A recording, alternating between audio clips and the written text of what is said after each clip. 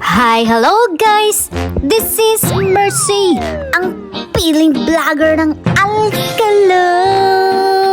So for today's video, tayo mag-iimpake na dahil pupunta tayo sa States of the Philippines.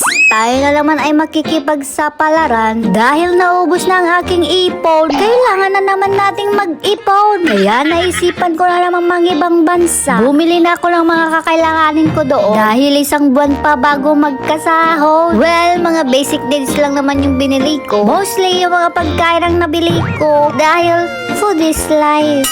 At ito lang natapos ko na, bukas na lang yung mga damit. So 1 year later, ito na nga at nakabihis na ang pili. Bale, di ko na binidyohan yung pag-impake ko lang aking mga damit. Dahil ang kinuha ko lang damit ay good for 7 days. Wash and wear lang ako doon, guys.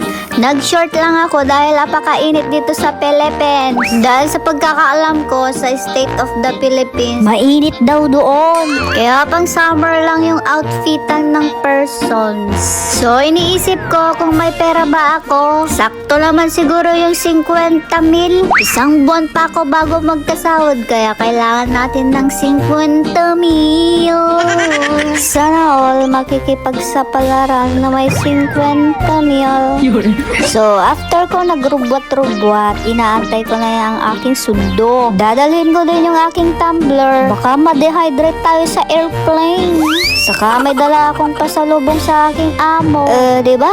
Ang swerte ng aking amo. So malapit na daw ang aking sundo, kaya lumabas na ako. Oh, ayan na ang sundo ko.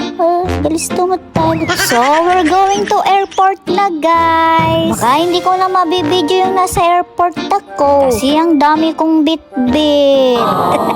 Siguro mga after 30 minutes to 40 minutes bago ako makarating dun sa airport. Guys, mahirap lumayo sa pamilya pero kailangan nating lumaban. Anyways, hindi ko na binidyohan dun sa airport and I landed here at the States of the Philippines na. Pagkarating ko dito, grabe, namimiss ko na ang Philippines. So, ito na nga't nakikita ko na yung bahay ng aking amo. A few seconds, andito na nga ako at nadatnang kong walang tao, kaya pumasok na lang ako So pagkapasok ko, ang lawak naman ng aking lilinisan. So first day ko pa lang, parang gusto ko nang umuwi. Pero kailangan natin ng money. So after 5 minutes, ito na at dumating na ang aking amo. So nag-hi hello ako dyan, I'm here. Tapos ang sagot niya, kumain ka na dyan. Nagsampo mga amon. So bago ako mag-start ng aking trabaho, pinakain muna niya ako. Diba? Nagsumpot talaga nga amo nga po yun. Pinagluto pa niya ako ng pagkain dahil alam niyang darating daw ako ngayong araw na ito. Siyempre, inubos ko to para may lakas akong magwalis-walis. At dito na nga, mag-start na akong magtrabaho. Bale, ang nasa kontrata ko ay pagwawalis lang. Siyempre, unang araw natin, kailangan natin ipakita na nagagat tayo Dahil magugustuhan ka ng amo kung nagagat ka. So, after kong magtrabaho, nag-aya ang aking amo na kumain ng mangga. Tapos, tumama pa yung mangga sa kanyan. Kaasimot niya amo. So, ito na nga't kakain kami ng mangga sa sirok ng mangga. So, sa isip-isip ko, hindi ata ako nakipagsapalaran dito para magtrabaho, kundi kumain ng kumain.